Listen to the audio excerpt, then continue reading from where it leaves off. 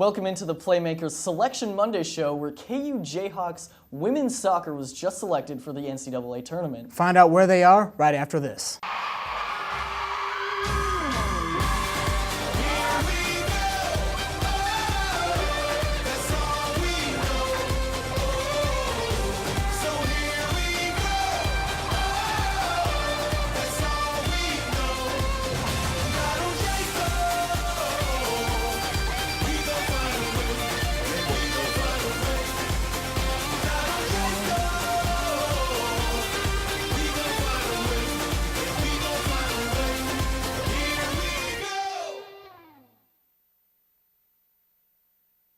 Before the show, Nick, the Jayhawks made the tournament in women's soccer. They're the 7th seed, and you know who they're going to play, Nick? Mizzou. They're going to play former rival Missouri. The game is going to take place Sunday at 1 p.m. in Rock Chalk Park. Yeah, home field advantage and really no element of surprise. They're really expecting to be there ranked 21st with Mizzou ranked 41st. And Coach even said, we talked to him after the selection show, and he said they've already been looking at film of Mizzou. Yeah, they really have. And the players are looking at this not really anything other than a revenge game. You remember 2 years ago, 2014, the last time the Jayhawks made the tournament, they played Missouri in Rock Chalk Park in the first round of the tournament that time too, and they lost that game. So the seniors on their team, remember that, they wanted to avenge that loss. And now, Kev, if KU were to win this game, which it seems like it's in their favor too, it's a winnable game for them, they will play a really tough North Carolina team if they are to beat Liberty, which it's most likely because they've won 90% of all their games since their existence. 1979 was the first year of their program. This program has had one head coach ever. He has won 90% of their games ever, and it doesn't matter how you break those games down, home, road, tournament, preseason, it doesn't matter. Every single split, 90%. They have 21 national championships, Nick. They're just really good at soccer. Never finished worse than the Sweet 16 in any tournament appearance, and the first 2 times they missed the tournament was their first 2 years of the program. And those were the only times they didn't make the tournament. So UNC is all but a guarantee that they're going to make win this game. So if they both advance, they're going to play each other. But going ahead in the region, South Carolina, the #1 seed, they're also really good. They have won 18 games this year. Yeah, defense really good. Only allowed 9 goals on the season, and they lost 1 time the entire season, and that was in the SEC tournament semifinals against another #1 seed in this tournament, Florida. They will face Alabama State. The next matchup will be Oklahoma State, KU's conference opponent, and CU. KU has beaten both of these teams this year. Next, they have Oklahoma and SMU. That's the next matchup. KU played Oklahoma this year, Nick. Going forward, they have UNLV, Brigham Young University.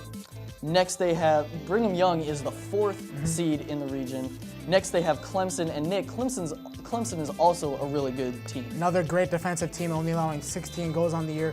1 conference loss, 13 wins, 45 goals, 2nd in the ACC this year. Finishing the bottom of the pod, Memphis and Arkansas, KU, Mizzou, and then, as we talked about earlier, North Carolina and Liberty. So it's really kind of a stacked lineup for this region. You have South Carolina, really good. UNC, never not good. So, but for KU, if they want to advance well in this tournament, some players are going to have to step up. Yeah, well, first, there's a lot of question marks from that last tournament game, Big 12 tournament game, when Maddie Dobbins went down and Regan Gibbs had to come in, true freshman, really hasn't had that much experience. She did play a couple of games this season when Dobbins was injured earlier, but we don't know the status of that injury, so she's really going to have to step up, and to put her in that position as a true freshman playing in her first tournament game, there's still a lot she has to do. There is a lot to look forward to there. Offensively, the player who really needs to step up, Katie McClure, she has been the X factor. Grace Hagan's the best player, offensive player on the team. But Katie McClure is really that extra cog in the wheel that makes the offense run. And the thing with her is her emotions went really high. We saw her her emotions got a little bit she got a little bit too into it in that conference game when TCU players were a little bit taunting with her a little bit, and she got that yellow card. So she can't let that moment of the NCAA tournament get to her being in that high moment just as a freshman, and she has to kind of cool it down, just play a little bit lax. And you talk about emotions, Nick. Addison Merrick also had a yellow card in that matchup. So the two freshmen, they have a lot of playing time under their belt. They will probably get a lot of playing time in the tournament, and they need to keep their emotions in check and play well if this team is going to play well. But one of those players who does have their emotions in check is Grace Hagan. She continues to be that top threat offensively for KU, top point getter on the team. So she's gonna have to keep staying hot, and this team's gonna stay good offensively. Definitely, Grace Hagan, like you said, is the top player, offensive player in this team. So she's gonna have to keep playing well. Well, we talked to Coach Francis and Jackie Georgelis, as well as Hannah Kellmeyer, the two of the 6 seniors on this team. Let's see what they had to say.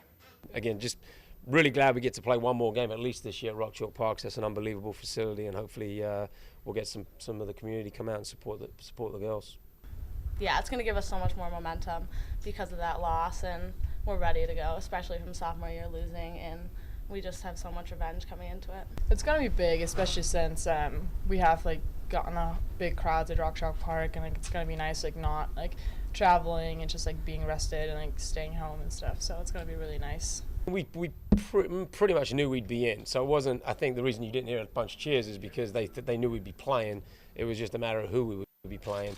And I mean, you did hear them cheer a little bit. I mean, obviously for some of our guys, they've played them before, and obviously it's a very common or a familiar opponent for us. So, but Brian does a good job with his group. They'll be ready for the game as it'll be a great matchup, I think.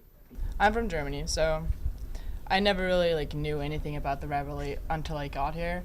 But as soon as you live here, you get to know it, and so it's definitely a big deal. I don't think it's huge, but it's still you don't want to lose against them. How old are you today? That's a personal question. You should never ask that. 52. So today's the birthday? Yeah, 52. It's a good birthday present. I like that. Yeah, it's been all right. Yeah. Let's take a deeper look into this run KU could have if they're to get to the Final Four. First off, if KU is to beat Mizzou, they will take on North Carolina. Yeah, and we all know how good this North Carolina team. It'll be right there in the bracket. We can expect them to both win that game. North Carolina is really good. After that, Clemson will be the next team KU would face in this part of the bracket. Clemson's a really good team. We mentioned that. ACC is 5 of the 6 teams are high-ranked seeds in this tournament, so a tough conference to get by. And finally, if they are going to advance past Clemson, they will face South Carolina, the #1 seed in the tournament. In the region, and again, they're also really good. They didn't lose a game in conference this year. And we said it's highly unlikely KU can pull off any of the upsets, but soccer is one of those sports where anything can happen. We saw TCU pull off all those upsets and get to the Big 12 championship game, nearly losing to West Virginia in overtime, so anything could happen. Well, yeah, in soccer, you could totally dominate a team, be 0-0 for most of the game, one lucky bounce happens, and the underdog wins, and that's just how they win.